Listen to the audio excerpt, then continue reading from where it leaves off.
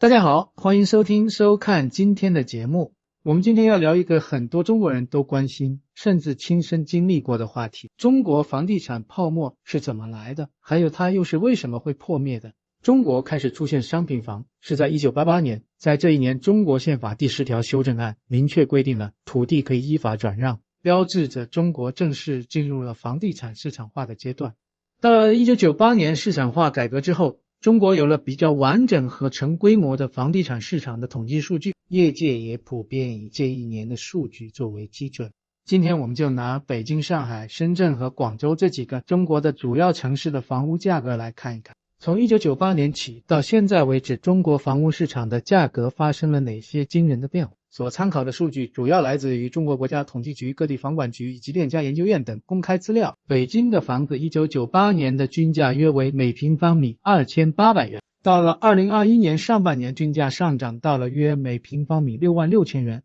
大约翻了22.57倍。上海的房子1998年的均价约为每平方米3000元，到了2021年上半年，均价上涨到了约每平方米59000元，大约翻了18.66倍。深圳的房子1998年的均价约为每平方米3500元，到了2021年上半年，均价上涨到了约每平方米7万元，大约翻了19倍。广州的房子1998年的均价约为每平方米3000元，到了2021年上半年，均价上涨到了约每平方米39000元，大约翻了12倍。房价如此惊人的成长速度，是不是就表明就一定意味着中国的房地产已经泡沫化了呢？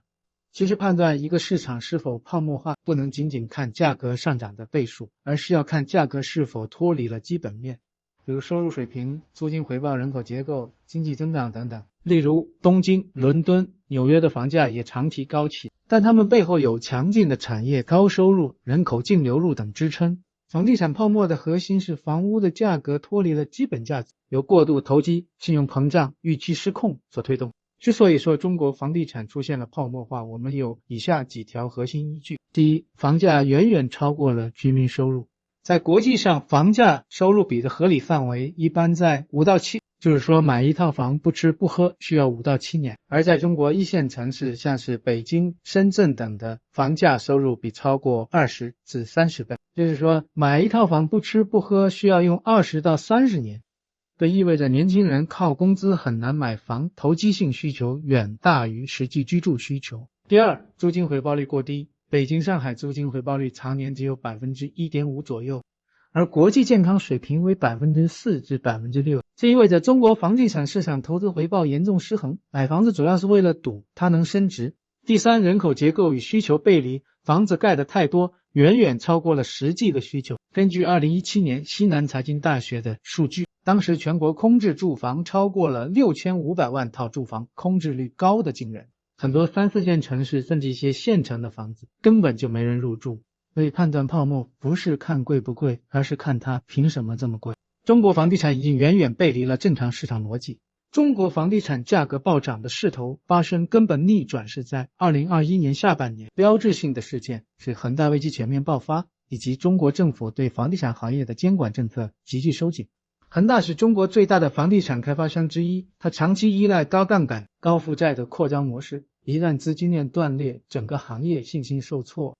2021年下半年，恒大公司宣布无法偿还部分债务，引发了市场的恐慌，投资者和购房者信心崩塌烂尾楼，风险骤升。许多地方政府也开始限制对房地产企业的土地出让与信贷支持，连锁反应爆发。整个事件有着强烈的政策背景，那就是有关于房地产的3道红线政策。这项政策开始于2020年下半年，到了2021年就开始全面发力。3道红线指的是中国政府出台的一个旨在控制房地产企业负债的金融监管框架，规定了3项关键财务指标：资产负债率、净负债率、现金短债。一旦出现企业将会面临融资限制，这直接遏制了高杠杆扩张模式。许多大型房企，比如恒大、融创、碧桂园等等，都在红线之内，他们被迫削减开发量，卖资产自保，资金链急剧收紧。与此同时，银行对房地产贷款开始设限，尤其是2线、3线城市的房贷批复时间拉长。政府各个部门加强了监管，强调房住不炒，明确遏制资金流入楼市。人民银行也开始强化对影子银行渠道的整顿。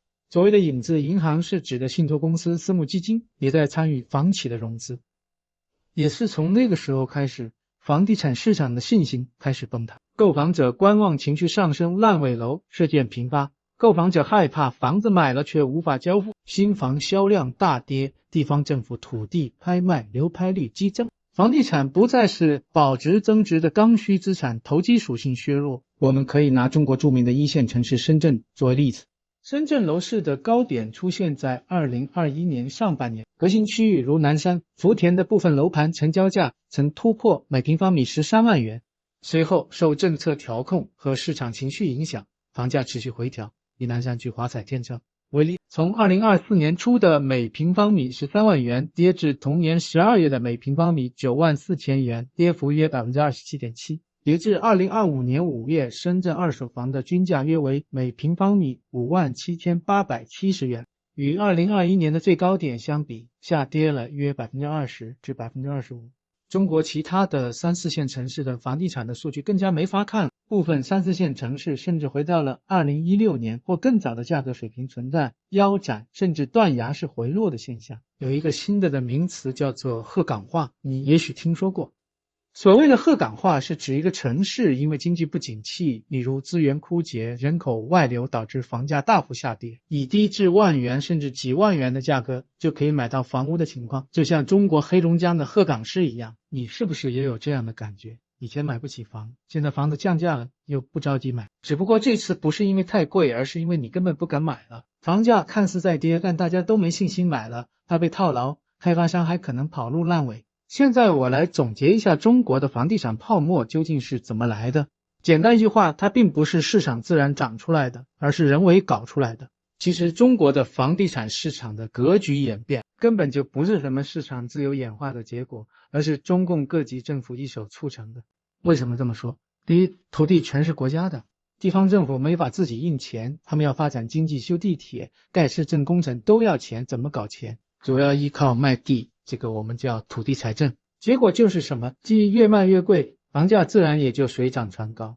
过去多年来，各个地方政府都严重依赖卖地收入，所以出台了各种刺激政策，鼓励民众买房。第二，中国的金融政策一直在放水养房。2008年全球金融危机，中共搞了一个4万亿刺激计划，银行疯狂放贷，资金大量涌入房地产，老百姓拿着贷款去买房，房企拿着贷款去拿地开发扩张，一来二去就把整个经济压在了房地产这座大山上。在中国的大中型城市中，市民家庭财产中用于房地产的比例通常高达 70% 至 80% 以上，有时甚至接近 90%。 这个比例在全球范围内都是相当高的，反映了中国家庭资产结构的高度房地产依赖。中国的央行2020年发布的《中国城镇居民家庭资产负债情况调查报告》中指出，居民家庭总资产中房产占比约为 77.7%， 部分一线城市接近 80% 至 85%。 北京、上海、深圳、广州这样的一线城市，房产占家庭财富比重可能高达 80% 至 90%。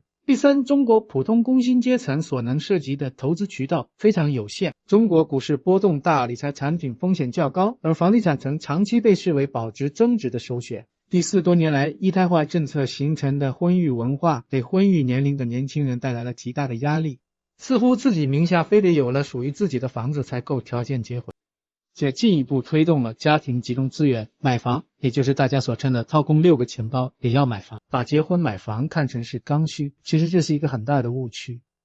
我们不妨来看一下世界上的其他发达国家，比如说美国、日澳、大利亚等等，他们的年轻人结婚的时候拥有房屋的情况。截至2022年，美国35岁以下年轻人的拥有房屋的比例只有 39%。 截至2018年，日本30至34岁家庭户主的住房自有率为 26.3%。 2018年至2021年期间，有 35.1% 的20至34岁加拿大年轻人仍与父母同住。所以说我就纳了闷了，为什么在这些发达国家的年轻人不把婚房作为刚需，而作为发展中国家的中国，正像前总理李克强曾经说过的，有6亿中国人月收入不到人民币1000元。在这种的经济发展水平之下，为什么婚房反而成了刚需呢？实在是难以理解。中国政府嘴上说房住不炒，实际上却是在拼命炒房。你看新闻里政府老说房子是用来住的，不是用来炒的，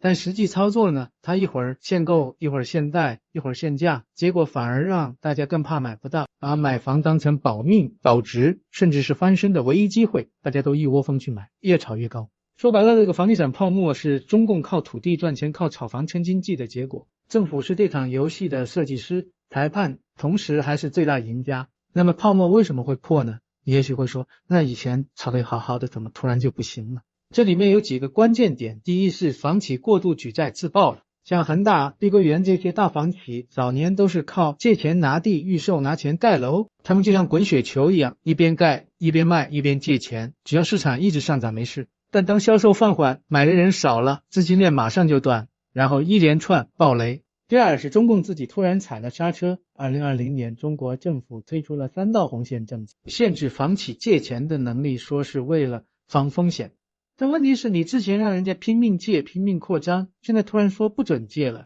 不是逼着他们跳楼吗？这一招直接压垮了一大批房企。第三是民众不愿意买单了，大家对经济没信心，对未来没信心，也不敢随便背30年房贷，再加上烂尾楼、维权潮不断，买房不但不是安家，反而变成了冒险。结果就是什么？买的人少了，卖不动了，房价撑不住了，整个市场集体失血。在整个房地产泡沫的推高和破灭当中，中共到底该负多少责呢？坦白讲，中共政府不是单纯的监管者或者旁观者，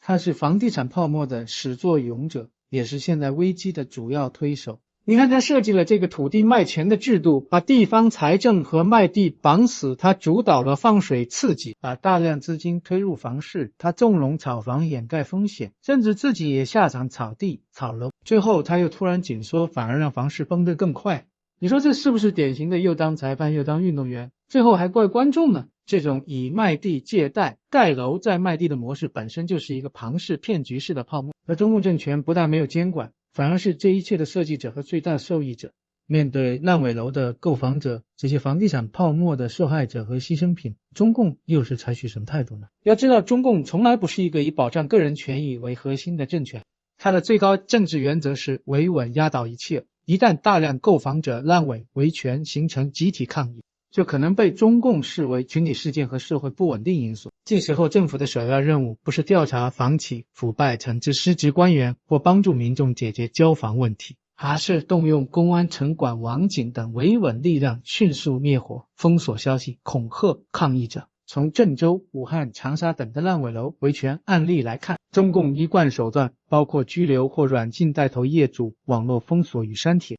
威胁业主扰乱社会秩序，鼓励社区与亲属劝退维权行动。在中国，购房者面临的问题往往并不是一个单纯的商业纠纷，而是被制度性剥削。这是由于土地规划、预售制度高度不透明，开发商与地方政府关系密切，甚至是一体。法院和司法系统并不独立，维权者几乎无法靠法律维权。这使得普通人即使掏空6个钱包，也可能在房子盖到一半时就发现开发商跑路，地方政府不作为，法院不受理，媒体不敢报，最后只能上街抗议，却被当作维稳对象来进行镇压。中共始终不愿意承认泡沫破裂，他们害怕引发体制信任危机。对中共而言，如果承认大规模烂尾楼问题还有购房者受害的真相，就等于承认了房地产政策是错的，地方政府与开发商的权钱交易普遍存在，法律与制度完全失灵，以及中共对人民并不负责，这将严重冲击中共的政绩合法性，特别是在经济放缓、失业上升、出口疲软的当下，他更不敢冒这个风险，所以他选择装作没事，用个案处理、加维稳打压的方式来掩盖整体危机。在这种政体下，普通人不仅是牺牲品，还可能成为被怀疑与打压的麻烦制造者，这正是中共体制的残酷之处。好，以上就是今天我为大家所带来的内容，我会不定期的更新我的视频，主要是聊一些关于中国的历史、政治、人物等方面的话题。我是司马鹤言，希望大家能积极订阅、点赞、留言。虽然我不一定能够做到逐条回复大家的提问或者评论，但是在今后的节目当中，我会尽量的围绕大家所关心的问题而展开话题，并且会以这种方式来与大家交流和互动。谢谢大家，下次再见。